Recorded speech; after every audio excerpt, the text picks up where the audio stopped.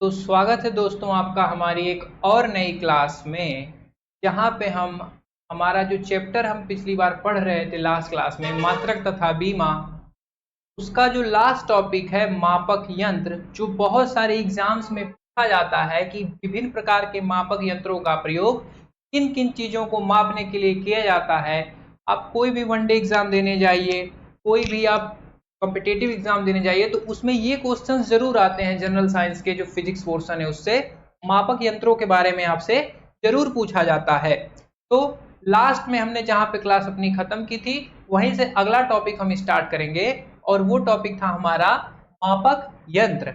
अब मापक यंत्र हमने यहाँ पे कुछ मापक यंत्रों के बारे में लिखा है, उसका प्रयोग हम किन किन चीजों को मापने के लिए करते हैं उसके बारे में हम जानेंगे। यहाँ पे देखिए दोस्तों, मापक यंत्र क्या है? जिनका प्रयोग कुछ कुछ भौतिक राशियों को मापने के लिए किया जाता है, अलग अलग भौतिक राशियों को मापने के लिए किया जाता है, ऐसे यंत्रों को हम मापक यंत्र कहते हैं। अब उन मापक यंत्रों में बहुत सारे मापक यंत्र हैं। तो पहला मापक यंत्र है हमारा, जिसको हम कहेंगे ओडोमीटर। ओडोमीटर क्या होता है दोस्तों? हम जानते हैं कि ओडोमीटर क्या होता है। ओडोमीटर क्या है? वाहन द्वारा तय की गई दूरी को मापने के लिए क्या प्रयोग किया जाता है? ओडोमीटर का प्रयोग किया जाता है। जो बाइक का जो कांटा होता है ना, जिसमें लगा होता है बाइक का, कार का, तो वो उसी को हम क्या कहते हैं? ओडोमीटर कहते हैं। क्या कहते हैं? ओडोमीटर। तो हमारा अगला मापक यंत्र है वो है अल्टीमीटर। ऊंचाई मापने के लिए किसका प्रयोग किया जाता है? अल्टीमीटर का प्रयोग किया जाता है। हाइट को मापने के लिए, हाइट को मेजर करने के लिए किसका प्रयोग करेंगे? अल्टीमीटर का प्रयोग करेंगे। अगला मापक यंत्र है लैक्टोमीटर। लैक्टोमीटर क्या है? दूध की शुद्धता, दूध की जो शुद्धता होती है कि दूध की क्वालिटी कितनी अच्छी है, दूध कितना शुद्ध है, उसको मापने के लिए जिस मापक यंत्र का हम प्रयोग करेंगे वो लैक्टोमीटर कहा जाता है। हाइड्रोमीटर क्या है? हाइड्रोमीटर, और अगला है हाइग्रोमीटर। जो हाइड्रोमीटर होता है दोस्तों, तरल पदार्थों का सापेक्षिक घनत्व को मापने के लिए, लिक्विड के सापेक्षिक घनत्व को मापने के लिए इसका प्रयोग किया जाएगा? हाइड्रोमीटर का। हाइड्रोमीटर का। अब ऐसे समझिए, तरल पदार्थ लिक्विड अर्थात हाइड्रोमीटर, हाइड्रो रहेगा। और हाइग्रोमीटर होगा वो हवा की आर्द्रता को मापने के लिए किया जाएगा प्रयोग। किसका? हवा की जो आर्द्रता होगी उसका मापन करने के लिए हम हाइग्रोमीटर का प्रयोग करेंगे। जैसा कि यहाँ पे लिखा है हाइग्रोमीटर। ये क्या है? हाइग्रोमीटर। हाइग्रोमीटर ये है हाइग्रोमीटर। क्या है? हाइग्रोमीटर। अगर ये दिख ना रहा हो तो हम एक बार इसको फिर से लिख देते हैं, इसको करके।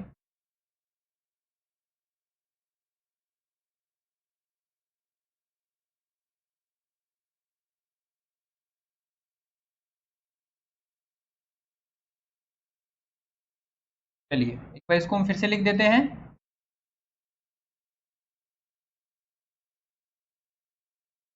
ये था ओडोमीटर। क्या था?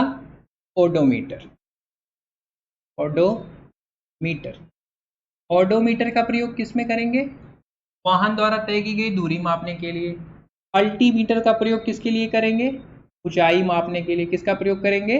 अल्टीमीटर का प्रयोग करेंगे। क्या प्रयोग करेंगे? अल्टीमीटर का।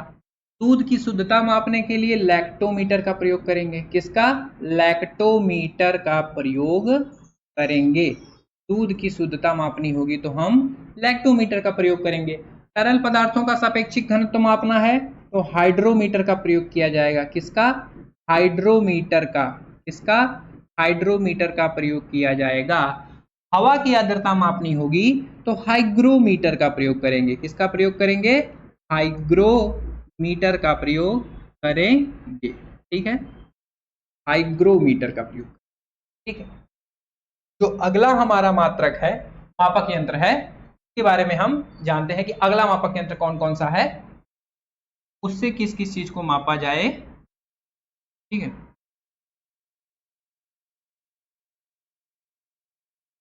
आ जाइए। अब देखिए, अगला मापक यंत्र जो है जो हमारा, वो है बैरोमीटर। क्या है वो? बैरोमीटर। अब बैरोमीटर का प्रयोग वायुमंडलीय दाब को मापने के लिए किसका प्रयोग किया जाएगा? बैरोमीटर का प्रयोग किया जाएगा। किसका? बैरोमीटर का। जब वायुमंडलीय दाब मापना होगा तो हम बैरोमीटर का प्रयोग करेंगे। अगला जो हमारा मापक यंत्र है वो है सेक्सटेंट। सेक्सटेंट का प्रयोग ग्रहों की ऊंचाई मापने के लिए, कौन सा ग्रह कितनी ऊंचाई पे है इसका अगर मापन करना होगा तो हम किसका प्रयोग करेंगे? सेक्सटेंट का प्रयोग करेंगे। किसका प्रयोग करेंगे? सेक्सटेंट का प्रयोग करेंगे। थर्मामीटर, कम टेम्परेचर मापना है, थर्मामीटर तापमान मापने के लिए, बुखार मापना है, शरीर का टेम्परेचर मापना है, उसके लिए हम किसका प्रयोग करते हैं? थर्मामीटर का प्रयोग किया जाता है उसको मापने के लिए। फिर अगला है मैनोमीटर। अगला क्या है? मैनोमीटर। गैसों का दाब मापने के लिए किसका प्रयोग किया जाएगा? मैनोमीटर का प्रयोग किया जाएगा। गैसों का दाब मापना होगा हम किसका प्रयोग करेंगे? मैनोमीटर का प्रयोग करेंगे। बट वायुमंडल का दाब मापना था तो इससे कंफ्यूज मत होइएगा। वायुमंडल का दाब मापना था तो किसका प्रयोग करते थे? बैरोमीटर का प्रयोग करते थे। पर अगर गैसों का दाब मापना होगा तो मैनोमीटर का प्रयोग किया जाएगा। ठीक है, वायुमंडलीय दाब को मापने के लिए बैरोमीटर, और गैसों का स्पेशल अगर पर्टिकुलर हमको प्रेशर मेजर करना होगा तो मैनोमीटर का प्रयोग करेंगे। विद्युत धारा की उपस्थिति पता करनी होगी तो गैल्वेनोमीटर का प्रयोग करेंगे, और विद्युत धारा को ही मापना होगा, विद्युत धारा का ही मापन करना होगा तो हम किसका प्रयोग करेंगे? अमीटर का प्रयोग करेंगे। किसका प्रयोग करेंगे? अमीटर का प्रयोग करेंगे। ठीक है, आगे चलते हैं।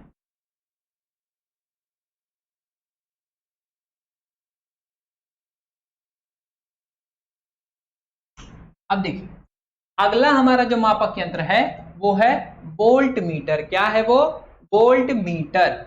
वोल्ट मीटर विभवांतर को मापने के लिए प्रयोग किया जाएगा। विभव को मापने के लिए किसका प्रयोग किया जाएगा? वोल्ट मीटर का प्रयोग किया जाएगा। अगला है जायरोस्कोप। कोई घूमती वस्तु की गति का अध्ययन के लिए, कोई वस्तु घूम रही है तो उसकी गति के अध्ययन के लिए किसका प्रयोग करेंगे? जायरोस्कोप का प्रयोग करेंगे। किसका प्रयोग करेंगे? जायरोस्कोप का प्रयोग करेंगे।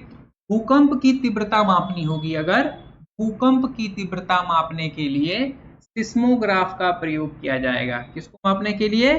भूकंप की तीव्रता को मापने के लिए भूकंप की तीव्रता मापनी होगी हमको।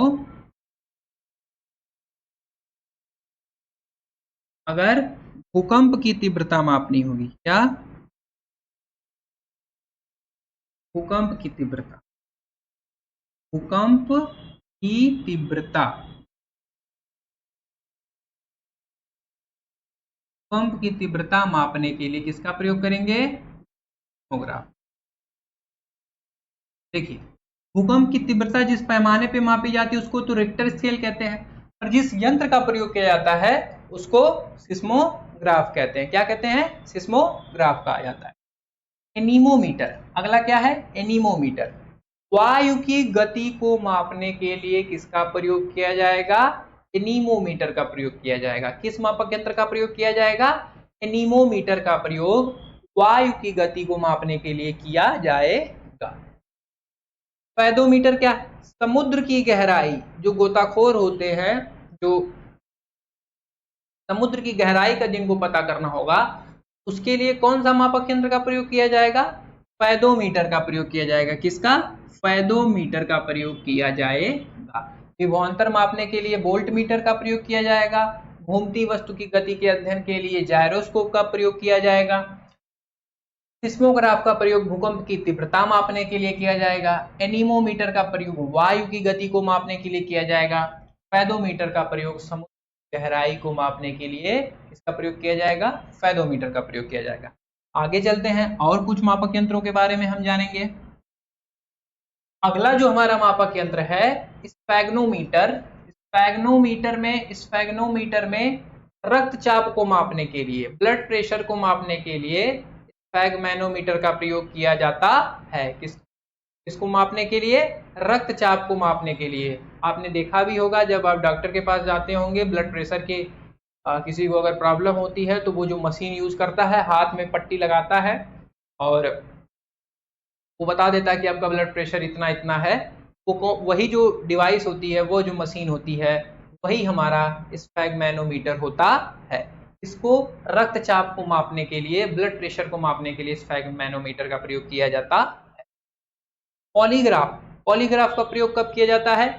सच या झूठ, कोई व्यक्ति सच बोल रहा है कि झूठ बोल रहा है, इसका पता करने के लिए जिस मापक यंत्र का प्रयोग करते हैं, जिस मशीन का प्रयोग करते हैं, उसको हम पॉलीग्राफ कहते हैं। पॉलीग्राफ टेस्ट भी होता है, जो जुडिशियरी जो एक्टिविटी होती हैं में जब कोर्ट का आदेश होता है वो पॉलीग्राफ टेस्ट करवाया जाता है। जो क्रिमिनल्स होते हैं या जो जिनके ऊपर केस चल रहा होता है, कोर्ट के आदेश के बाद ये पॉलीग्राफ टेस्ट कराया जाता है। क्या पता लगाते हैं हम? झूठ को पता करने के लिए, कोई व्यक्ति झूठ बोल रहा है तो वो पॉलीग्राफ टेस्ट कराया जाएगा। ठीक है। अगला है टैकोमीटर। कोई चीज रिवोल्यूशन कर रही है, रिवोल्यूशनरी मोशन कर रही है, तो पर मिनट जो रिवोल्यूशन कर रही है उसको मापने के लिए किसका प्रयोग करेंगे? टैकोमीटर का। पर मिनट जो रिवोल्यूशन हो रहा है, रिवोल्यूशन पर मिनट, आरपीएम का मतलब होता है रिवोल्यूशन पर मिनट। कोई वस्तु अगर रिवोल्यूशन कर रही, रिवोल्यूशनरी मोशन कर रही है, तो वो पर मिनट कितना रिवोल्यूशन कर रही है, कितना चक्कर लगा रही है पर मिनट, उसी को मेजर करने के लिए इसका प्रयोग करेंगे, टैकोमीटर का प्रयोग किया जाएगा।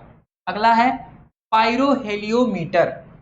सौर विकिरण को मापने के लिए, देखिए सौर विकिरण बहुत ज्यादा टेम्परेचर है तो थर्मामीटर से तो मापेंगे नहीं, थर्मामीटर बहुत एक लिमिट तक टेम्परेचर को मापने के लिए प्रयोग किया जाता है। पायरोहेलियोमीटर का प्रयोग सौर विकिरण को मापने के लिए किया जाता है। किसको मापने के लिए?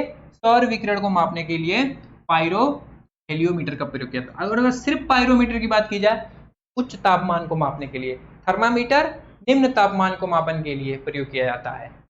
पायरोमीटर की बात की जाए तो उच्च तापमान के मापन के लिए प्रयोग किया जाता है। पायरोहेलियोमीटर की बात की जाए, अगर पायरोहेलियोमीटर की बात की जाए तो सौर विकिरण को मापने के लिए हम उसका प्रयोग करेंगे। ठीक है, आगे चलते हैं। आगे क्या है? अगला हमारा जो है क्रोनोमीटर। ठीक ठीक समय जानने के लिए जहाज में जो घड़ी प्रयोग की जाती है उसको ही क्रोनोमीटर कहा जाता है। सही समय पता करने के लिए, एक्यूरेट एब्सोल्यूट टाइम को मेजर करने के लिए इसका प्रयोग किया जाता है। जहाज में जिन घड़ी का प्रयोग किया जाता है उसी को हम क्रोनोमीटर कहते हैं। क्या कहते हैं उसको? क्रोनोमीटर कहा जाता है। पेरिस्कोप, अगला जो है हमारा पेरिस्कोप है। पेरिस्कोप क्या है? पनडुब्बियों, फिर से थोड़ा लिख देते हैं,